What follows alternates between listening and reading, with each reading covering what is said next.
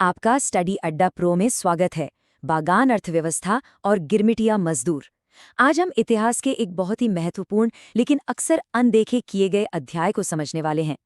ये कहानी है उन लाखों भारतीय मजदूरों की जिनके संघर्ष और सफर ने दुनिया के कई हिस्सों का इतिहास बदल दिया। तो चलिए देखते हैं कि आज के इस लेक्चर में हम क्या क्या कवर करने वाले हैं।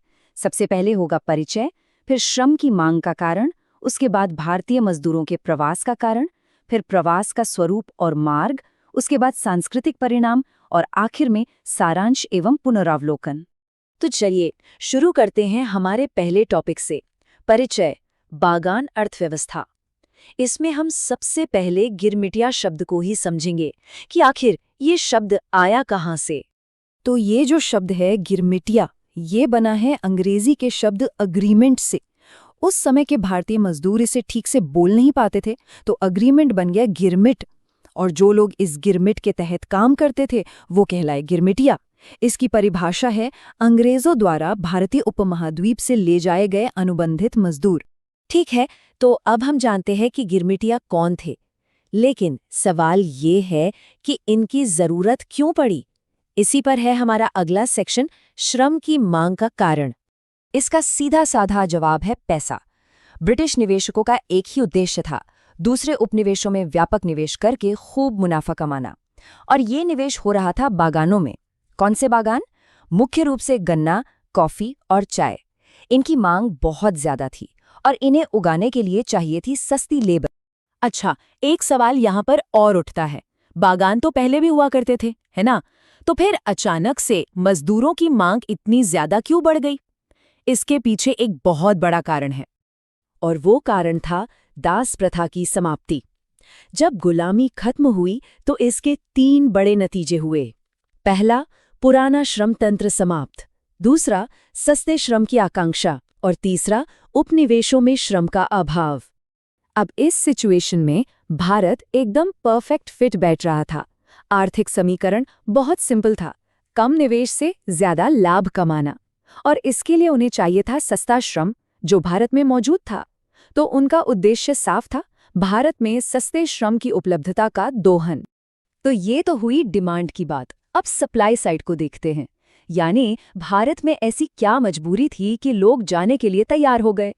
हमारा अगला टॉपिक है भारतीय मजदूरों के प्रवास का कारण। सोचिए जरा, कोई अपना घर, अपना देश क्यों छोड़ना चाहेगा? वो कौन से कारण थे जो भारतीय मजदूरों को बाहर जाने पर मजबूर कर रहे थे? इसके मुख्य 3 कारण थे। 1, व्यापक गरीबी, 2, बेरोजगारी, और 3, रोजगार प्राप्ति की लालसा। कुल मिलाकर स्थिति ये थी कि भारत में सस्ते श्रम की प्रचुरता। ठीक है, तो डिमांड और सप्लाई दोनों चीजें अब हमें मालूम है।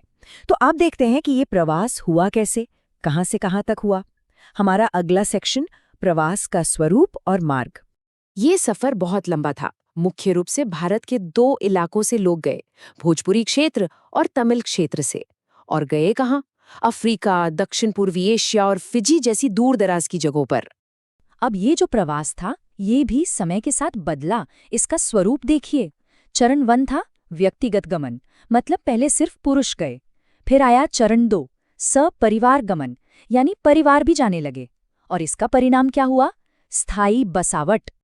अच्छा, जब लोग कहीं जाकर बस जाते हैं तो सिर्फ लोग नहीं बसते, उनकी संस्कृति भी बसती है। तो देखते हैं कि इस प्रवास के सांस्कृतिक परिणाम क्या हुए।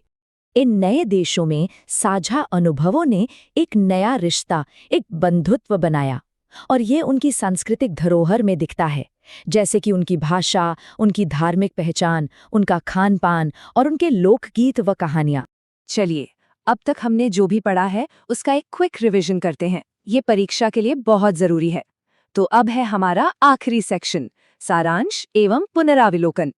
तो एक नज़र में पूरा सारांश देखते हैं। कारण, दास प्रथा की समाप्ति एवं गन्ना, चाय जैसी फसलों से लाभ कमाने की होड़। स्रोत, भारत में व्याप्त गरीबी एवं बेरोजगारी, खासकर भोजपुरी एवं तमिल क्षेत्र। गंतव्य, फिजी, अफ्रीका एवं दक्षिण पूर्वी एशिया। परिणाम, गिरमिटिया संस्कृति का जन्म एवं स्थायी भारतीय बसावट। और सब कुछ आसानी से याद रखने के लिए ये क्विक रिकॉल देखिए। GIRMIT, जी ग्लोबल इन्वेस्टर्स यानी वैश्विक निवेशक, I इंडियन पॉवर्टी यानी भारतीय गरीबी, R रीजन्स यानी भोजपुरी एवं तमिल क्षेत्र, M माइग्रेशन यानी फिजी एवं अफ्रीका की ओर प्रवास, I आइडेंटिटी यानी नई भाषा एवं संस्कृति और T शुगरकेन यानी चाय एवं गन्ना।